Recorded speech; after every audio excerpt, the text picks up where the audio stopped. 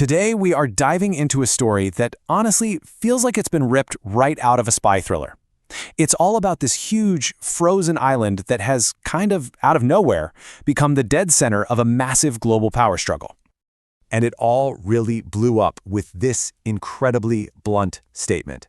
Now, this wasn't just some off-the-cuff remark. Oh no, this was a massive signal of American interest that put basically every world leader on immediate high alert. So that's the big question we're tackling today. What is it about Greenland that has superpowers? We're talking the US, Russia, and China all quietly jockeying for position. The answer, as you'll see, involves military secrets, a hidden treasure trove of resources, and a flat-out race to control the future of global shipping. So let's start with the basics. To really get what's happening now, you first have to understand the paradox that is Greenland. It's a land of these incredible, stark contrasts, and that's exactly what makes its story so darn interesting. First off, the sheer scale of the place. Greenland is the world's largest island. And to put that into perspective for you, it is more than 3 times the size of Texas. Just a colossal piece of land.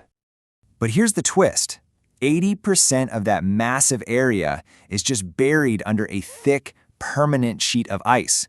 We are talking about a place where minus 30 Celsius is just a normal Tuesday.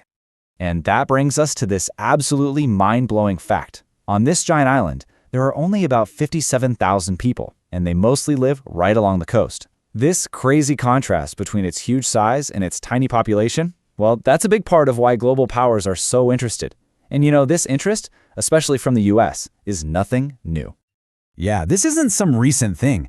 The US has been playing the long game here. They first tried to buy it way back in 1867. Then they tried again in 1910. No dice. Then, right after World War II, President Truman offered $100 million in solid gold. Denmark still said no, but they did agree to let the US build military bases there, which just goes to show you Greenland has always been on America's strategic radar. So why all this historical interest? Well, it really comes down to one critical thing: military importance. The second you look at a globe, its role on this geopolitical chessboard becomes crystal clear. I mean, geographically, it is the ultimate high ground. It sits right in the middle of the shortest flight path between Russia and North America. So whoever has a solid presence in Greenland basically has a commanding view and potential control over the entire Arctic region. Right now, the US military base in Greenland has this incredibly important piece of tech. It's an advanced radar system that's basically America's tripwire. It can spot an intercontinental ballistic missile launch from Russia the absolute instant it happens, giving the US the earliest possible warning of an attack. Okay, so you might be thinking, if the US already has a base there, what's the big deal? Well, the whole problem boils down to Greenland's very strong independence movement. Just imagine if Greenland becomes independent and says, hey, US, get out. Or maybe they just decide to charge $1 billion a year in rent. And even worse, a newly independent Greenland wouldn't have an army, making it totally vulnerable to rivals like Russia or China. For Washington, that's an absolute nightmare scenario. Okay, but the military angle, that's just the beginning. The next piece of this giant puzzle is what's hidden under all that ice. We're talking about a literal treasure trove of resources that are absolutely essential for the future of, well, everything. You see, all of our modern tech, our phones, our computers, our electric cars, it all runs on something called rare earth elements. And right now, China has a near total monopoly. They control something like 90% of the world's supply. And they've already started using that as a weapon, cutting off exports to pressure other countries. And this, right here, is why Greenland is the ultimate wild card. We now know it's sitting on these huge, untouched reserves of those exact same minerals. The building blocks for EV magnets, AI chips, advanced radar. You name it. For the US and its allies, Greenland is the golden ticket to breaking China's monopoly on the future. And it's not just minerals, not by a long shot. Estimates suggest there are at least 31 times billion barrels of oil under just one part of Greenland. The total amount could be just astronomical, adding another huge layer of economic value to this frozen land. And you know, the resources aren't just under the ground, they're in the water too. Think about this. Nearly all the internet traffic between North America and Europe flows through these vital undersea fiber optic cables, and they run right past Greenland. Controlling that territory is seen as absolutely essential for protecting our entire digital world.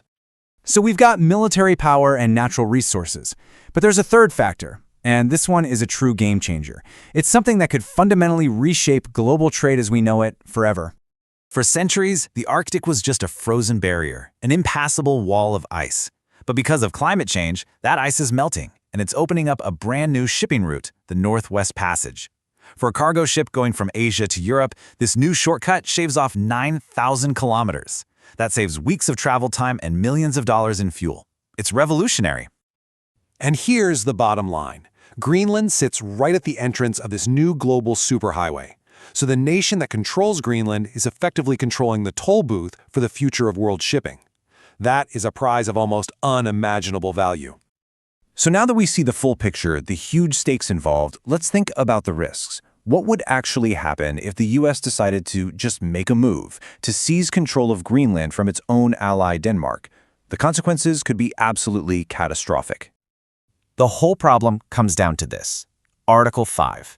It's the absolute cornerstone of the NATO alliance. It states in no uncertain terms that an attack on one member is an attack on all of them. And Denmark, which Greenland belongs to, is a founding member of NATO. So just think about the dominoes. If the US were to seize territory from its own ally, it could shatter the entire NATO alliance from the inside out. It would destroy centuries of trust. It could unleash an environmental disaster from unchecked mining. And maybe most importantly, it would rob the people of Greenland of their unique culture and their right to choose their own future. Look, this is so much bigger than just one island. The decisions that get made about Greenland in the next few years will very likely define the geopolitical map, the world economy, and the global balance of power for the next century. Which leaves us with this final, chilling question. As the Arctic ice continues to melt, is it going to reveal a new path for peaceful cooperation and shared prosperity? Or is the struggle for control over this cold, cold land going to be the flashpoint for the next global conflict?